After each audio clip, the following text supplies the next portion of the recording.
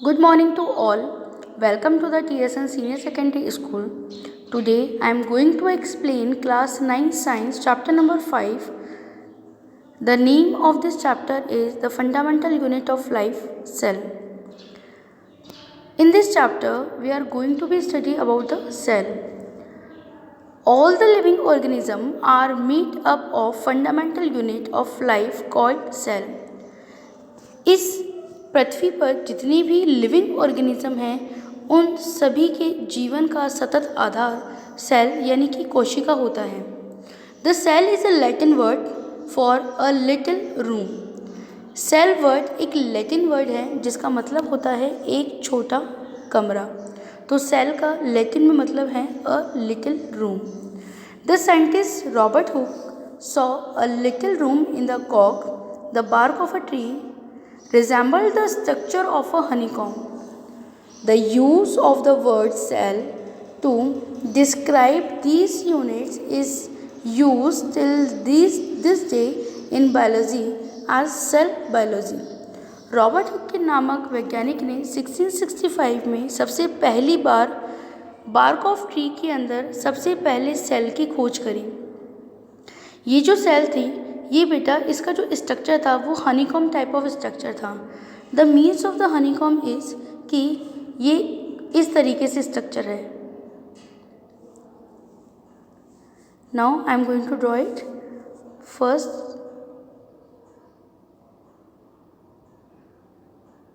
और इस तरीके से ये ऊपर की तरफ ऐड रहेगा।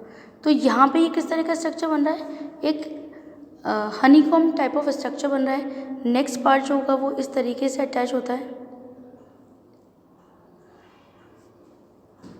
ओके तो ये एक हनीकॉम टाइप ऑफ स्ट्रक्चर होता है।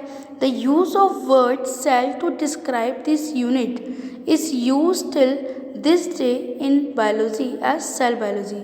कोशिका विज्ञान जो होता है उसके अंदर इनकी सतत स्टडी की जाती है, बहुत डीपली स्टडी की जाती है सेल की।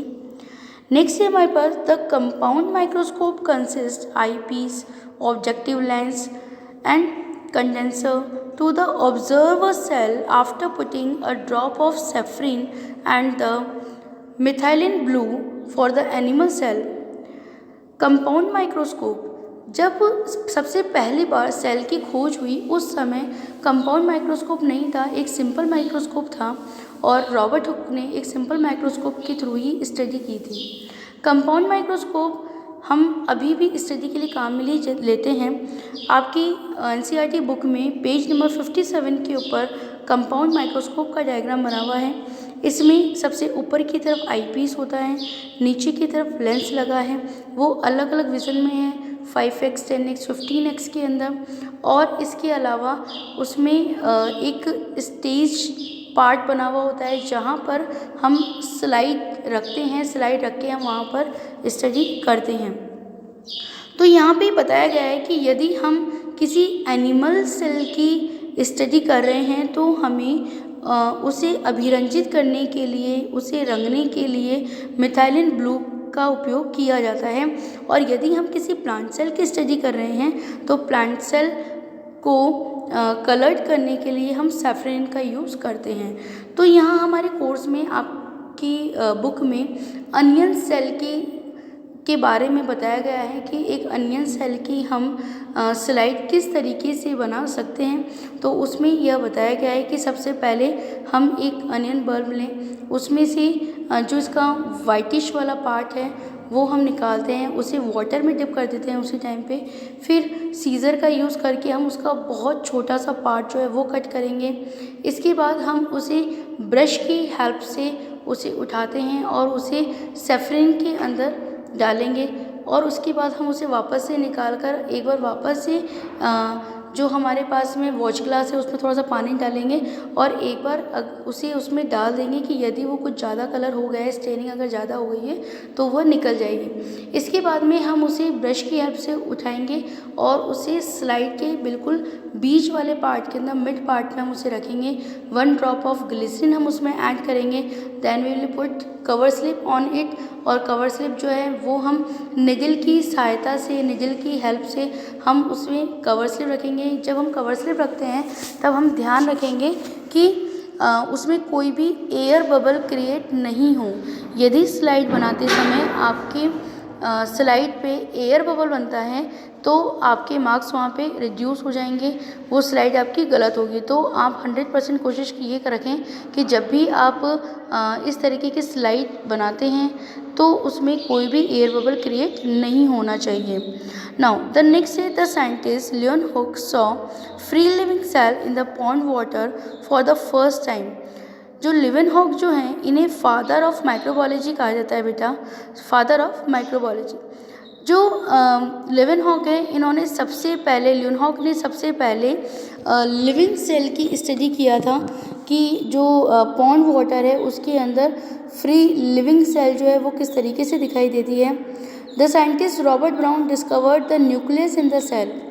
साइंटिस्ट रॉबर्ट ब्राउन जो थे उन्होंने सबसे पहले कोशिका के अंदर केंद्रक की खोज करी, यानी सेल के अंदर न्यूक्लियस की फर्स्ट टाइम जो खोज है वो रॉबर्ट ब्राउन ने की थी। The cell theory states that all the plants and animals are composed of cell. It was proposed by Schleiden and Schwann. Cell theory जो है वो इन साइंटिस्ट के द्वारा दी गई थी और इसमें बताया गया है कि all the plants and the animals are compose of the cell, कि चाहे प्लांट्स हो चाहे एनिमल्स हों वो सेल के द्वारा ही बने हुए हैं। The cell theory was further expanded by विट्को by suggesting that all cells arises from the pre existing cell. सभी नई कोशिकाओं का उद्भव पुरानी कोशिकाओं से होता है। यह सेल थ्योरी विर्चो नामक वैज्ञानिक ने दी थी। The cells differ in size, shape, structure and जो जितनी भी सेल्स जो होती हैं वो साइज़ में, शेप में और स्ट्रक्चर के अंदर डिफरेंट होती हैं। आपकी जो एनसीईआरटी बुक है उसमें फिगर 5.2, 5.3 अनियन पील के बारे में वहाँ पे डायग्राम दिया गया है आपको। Various cell in human body, NCERT book page number 57 and 58, different types of cell का डायग्राम आपको दिया गया है ह्यूमन बॉडी का। और टाइप्स ऑफ सेल आपको बताया गई कि कौन कौन से हमारे कोर्स में अनियन सेल के बारे में बताया है। Smooth muscle cell, blood cell, bone cell, fat cell, nerve cell, ovum, sperm etcetera. Each kind of cell perform specific function. जो भी सेल्स होती हैं, जितनी भी तरह की सेल्स होती हैं, उनका अपने आप में एक स्पेशल फंक्शन होता है। Okay, then each kind of cell perform a specific function. जितनी भी सेल्स होती हैं वो एक स्पेसिफिक फंक्शन को प्ले करती हैं। Now point number 10 is a single cell में constitute a whole organism as in amoeba, Chlamydomonas, Paramecium and bacteria. These are called as unicellular organism, whereas in multicellular organism, human beings division of labor is seen. यहाँ पर बताया गया है कि एक जो कुछ ऑर्गेनिजम्स ऐसे होते हैं जिनका शरीर, जिनकी बॉडी एक ही सेल से बनी हुई होती हैं और वो अपने जीवन में लाइफ प्रोसेस के जितने भी फेजेस होते हैं उन सबको अपनी उस एक सेल से ही कंप्लीट करते हैं। यानी कि जीवन जीने के लिए जितनी भी प्रक्रियाएं होती हैं, फॉर द एग्जांपल रेस्पिरेशन, फिर फूड का डाइजेशन, असिमिलाइजेशन और उसके बाद में एक्सक्रिएशन, रिप्रोडक्शन, ये सभी जो फेजेस हैं लाइफ की वो सिंगल सेलर ऑर्गेनिज्म में एक सेल के द्वारा ही कंप्लीट होती हैं। सिंगल सेलर ऑर्गेनिज्म जो हैं इन्हीं को हम यूनिसेलुलर ऑर्गेनिजम्स भी कहते हैं और ये हैं amoeba, chlamydomonas, paramecium and bacteria. इसके बाद आगे बताया गया है whereas in multicellular organism human being division of labour is seen. यदि हम मल्टी सेलुलर ऑर्गेनिज्म की स्टडी करें तो जैसे कि हम देखते हैं कि ह्यूमन बीइंग जो है, इनमें हर कार्य को करने के लिए, इनकी बॉडी के हर एक कार्य को, हर एक वर्क को परफॉर्म करने के लिए एक ऑर्गेनिज्म सिस्टम पाया जाता है। फॉर द एग्जाम्पल, यदि रेस्पिरेशन का वर्क कंप्लीट हो रहा है तो उसके लिए हमारी बॉडी में रेस्पिरेटरी सिस्टम है। यदि एक्सक्रीशन का वर्क हो रहा है तो एक्सक्रीटरी सिस्टम है। यदि रिप्रोडक्शन का वर्क हो रहा है तो रिप्रोडक्टिव सिस्टम है। तो all the systems are in our body and they are going to be play their role. तो ये सभी अपना जो कार्य है वो करते हैं। तो जिस तरीके से हम ये कह सकते हैं कि इनमें डिवीज़न ऑफ लेबर है, यानी कि कार्य का वर्गीकरण किया हुआ है कि किस पार्ट को कौन सा कार्य करना है। The future in almost every cell is same. The feature in almost every cell is same, plasma membrane, nucleus and the cytoplasm. ये बता रहे हैं कि जितनी भी सेल जो होती हैं उनके मेन फीचर जो होते हैं वो सेम ही होते हैं। जैसे कि हर एक सेल के अंदर आपके पास में at least plasma membrane, nucleus and cytoplasm तो पाया ही जाता है। Plasma membrane it is the outer most covering of the cell. Plasma membrane जो है ये आउटर मोस्ट कवरिंग है सेल की। It is called as a selective permeable membrane. इसे हम सेलेक्टिव परमेबल मेम्ब्रेन भी कहते हैं because it prevents movement of some materials, क्योंकि ये हर किसी मटेरियल को, हर तरह के मटेरियल को सेल के अंदर जाने नहीं देती। ये सेलेक्टिवली परमेबल होती है। It helps in diffusion and osmosis. ये डिफ्यूज़न में और ऑस्मोसिस के वर्क के अंदर हेल्प करती है। What is the means of the diffusion? Diffusion is a movement of substance from a high concentration to the low concentration. जो substances हैं सेल के अंदर, जो सब्सटेंस प्रेजेंट है उनका हाई कंसनट्रेशन से लो कंसनट्रेशन के अंदर जाने का जो प्रोसेस है उसको हम डिफ्यूज़न कहते हैं। It is a important question and important mark, आप इसे इम्पॉर्टेंट मार्क कर लें। एग्जाम्पल है exchange of the carbon dioxide और oxygen with external environment. External environment से जो ऑक्सीजन का और कार्बन डाइऑक्साइड का जो एक्सचेंज हो रहा है वो हम इसे इन एग्जाम्पल समझ सकते हैं अच्छे तरीके से।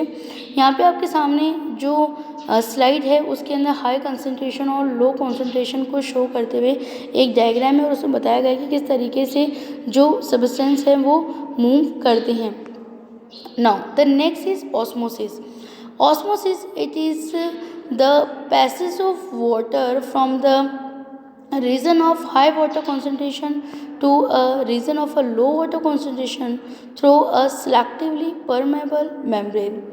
जो selectively permeable membrane होती है उसके द्वारा, यानी कि जो अर्ध पारगम्य झिल्ली होती है, जो सिलेक्टिवली परमेबल मेम्ब्रेन जो होती है उसके थ्रू जो वाटर मॉलिक्यूल्स जो होते हैं जब वो हाई कॉन्सेंट्रेशन से लो कॉन्सेंट्रेशन की तरफ जाते हैं तो ये जो प्रोसेस होता है इसे हम ऑस्मोसिस कहते हैं।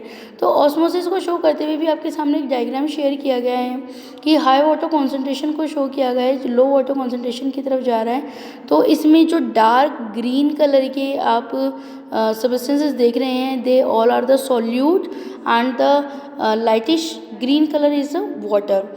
तो यहाँ पर बताया गया है कि किस तरीके से हाई वाटर कॉन्सेंट्रेशन से लो वाटर कॉन्सेंट्रेशन के अंदर सॉलिड पार्टिकल्स जा रहे हैं। तो ये जो प्रोसेस होता है इसको हम क्या कहते हैं? Osmosis. The cell gain water if the medium surrounding the cell has a high water concentration is a hypotonic solution। जब द सेल गेन वाटर, जब सेल वाटर को गेन करती है if the medium surrounding of the cell has a high water concentration, यदि cell के चारों तरफ का जो मीडियम है वो हाई वाटर कॉन्सेंट्रेटेड है तो हम इस तरह के सॉल्यूशन को हाइपोटोनिक सॉल्यूशन कहते हैं। The next is the cell maintain the same water concentration as the cell. This is isotonic solution, water cross the cell membrane in both direction। अब यदि ऐसा हो कि the cell maintain the same water concentration, जो cell है वो cell के अंदर का वाटर जो कॉन्सेंट्रेशन है वो और जो सेल के बाहर का जो वाटर कॉन्सेंट्रेशन है, if they both are the same then this type of solution is called the isotonic solution. और इसमें ये होता है कि वाटर जो है वो सेल मेम्ब्रेन के अंदर दोनों डायरेक्शन के अंदर जा सकता है, अंदर भी और बाहर भी। Now the third is the cell loses water if the medium has a lower water concentration then this type of solution is called the hypertonic solution. जब सेल जो है वो वाटर को लॉस कर दें, वाटर लॉस करें, if the medium has a lower water concentration, क्योंकि जो मीडियम है वो लोअर वाटर कॉन्सेंट्रेशन का है सेल की तुलना में, तो इस तरह का जो सॉल्यूशन होगा उसे हम हाइपरटोनिक सॉल्यूशन कहते हैं। ओके, इसके बाद में आगे जो पॉइंट्स हैं वो हम कल आपके साथ में शेयर करेंगे, और स्लाइड के आगे के जो पॉइंट्स हैं वो मैं आपको नेक्स्ट वीडियो के अंदर एक्सप्लेन करूँगी। आई होप कि आज हमने जो ये पोर्शन कंप्लीट करा है वो आपको बहुत अच्छे समझ में आएगा। Please note on all the points in your notes copy. I will be send all the notes in your WhatsApp group, जो कि स्कूल का जो व्हाट्सएप ग्रुप है उसके ऊपर मैं आपको इसे सेंड कर दूँगी। Thank you very much.